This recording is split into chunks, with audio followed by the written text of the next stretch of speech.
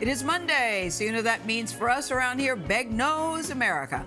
That's where CBS News contributor David Begnaud finds the heart in every single story, and every single week he comes up with something. So this week, David brings us the story of a young man who shows us sometimes the heart can be found in places where most of us wouldn't even bother to look. Hey, thanks for taking a little time to meet us. We appreciate it. Y'all meet Seth Varner. He's a big name in small towns. And people are like, you look like you're still in college, like you're the historian. That's nice. The welcome sign's gonna be right there.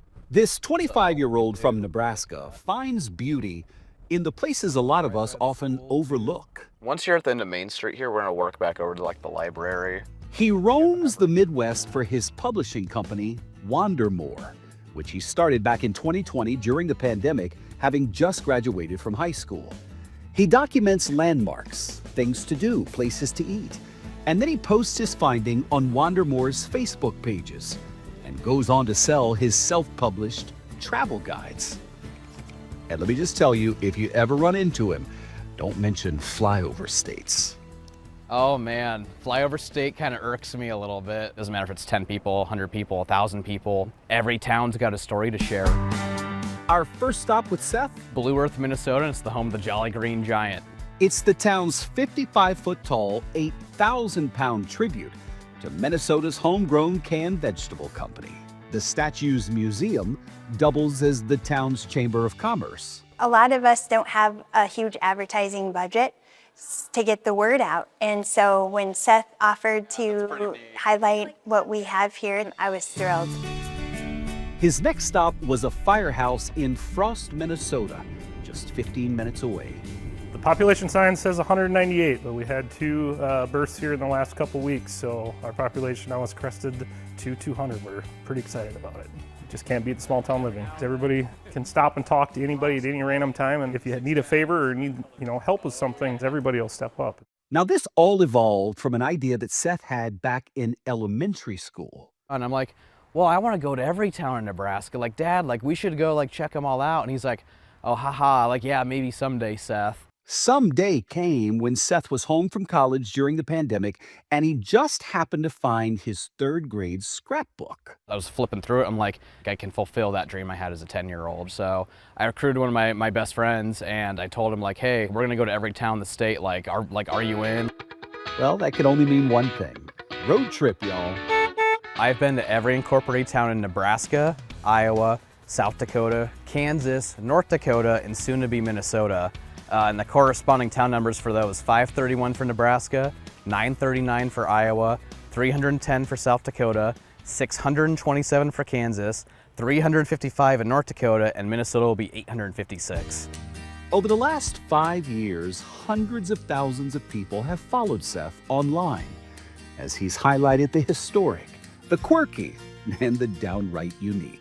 Well, there's a town in Nebraska only has one person, and it's this 90-year-old lady. Her name is Elsie, and she's the mayor, she's the bartender, she's the librarian, she's even an honorary sheriff with the local county. We decided to go to every town in Iowa. Each state that Seth has visited has had its own book under the Wandermore umbrella, and sales from every one of the books funds his next adventure.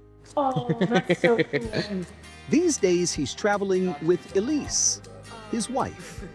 She says it took seeing Seth in action to convince her that he was serious about this whole visit every town thing.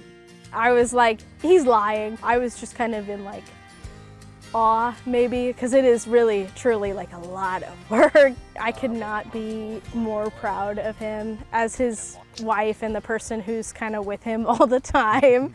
People really have no idea. He's meant a lot to these little communities. Just listen to him on the radio in Blue Earth, Minnesota, with Taylor DeVary at KBEW Radio. What made you decide from starting in Nebraska to then doing all the other states in the Midwest? So because Nebraska was so successful, I was like, all right, I wonder if Iowa would have the same reaction. It's boosting the small businesses. It means so much to the people here. I wish I would have thought of something like this when I was your age. It's a lot of nostalgia for people. I can take a small town, any small town in the Midwest, and I was able to put every single one of them in the spotlight, and then I immortalize it in a book where people 100 years from now can go back and be like, this is what my grandparents' town looks like. I feel like I'm doing something important.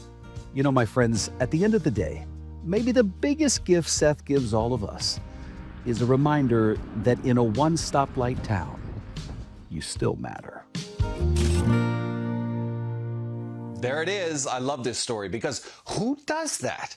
Seth and Elise just finished the state of Minnesota over the weekend, all 856 towns of it. They've checked off most of the states in the Midwest now, and next stop they're headed to is the good state of Colorado. I know, David, I love when you said, who does that? Seth and his wife. Elise, yeah. I think it's wonderful when she said, I was thinking, yeah, sure, because this is really hard. It is hard what they're doing. But I think when he says, he hates the term flyover state because every state, I get that. Every state has a story. I completely agree. I mean, I would even go smaller. He says he goes to all incorporated towns. How about the unincorporated ones? My mom lives in a place that's not officially a town at all. I mean, there's a lot of little places to live, but I'm kidding around. He's doing a wonderful thing. No, and it also, what I loved about seeing those places, David, is it just reminds you for the chronically online that there is an America out there where life is good and people aren't worried about all the noise that is inundating us every single day. And you know what? If you're tired of the noise, you can move there and they'll welcome you. That's right. Go ahead, David.